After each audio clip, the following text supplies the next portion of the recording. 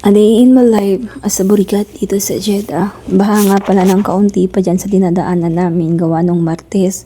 Umulan ng pagkalakas-lakas simula umaga ng alas 8 hanggang alas 2 or alauna sa hapon. Bumaha nga talaga naman sobra ang Jeddah. Akala ko sa Pilipinas lang bumabaha ng ganon. Pero dito sa Jeddah bumaba once in a year or twice in a year.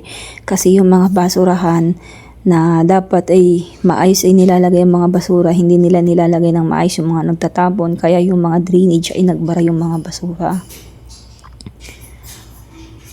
Ang ganda ng sikat ng araw dyan sa tuwing gantong oras ng alas 7:25.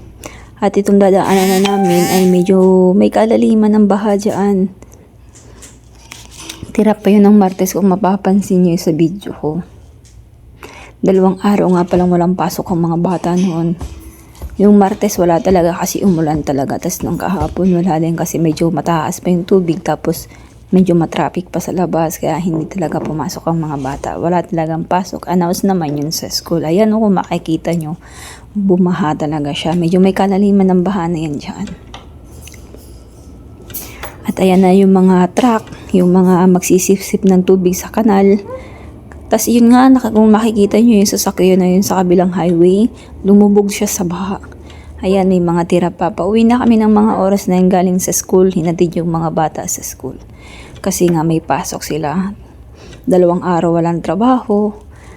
Martes at Miyerkules hindi nga nakapaglinis ng maayos. Dito lang kami sa bahay. At saka medyo nakapagpahinga rin ako ng kaunti. Share ko lang sa inyo.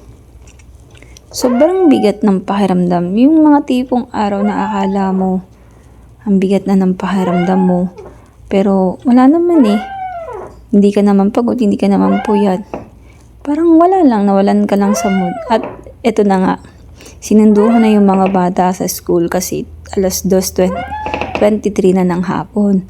At ayan, papunta na ako kay Ate Jana. Tuwang-tuwa si Ate Jana sa tuwing nakikita ko kasi may chichismis na naman yan sa akin ang kanukuhan niya. Nung makarating ako sa kanya, in-end ko yung video maya-maya kasi nga baka nga naman may makitang mahagyo sa video sa likod ko, bawal yun. Lalo na kung ibang lahi naman.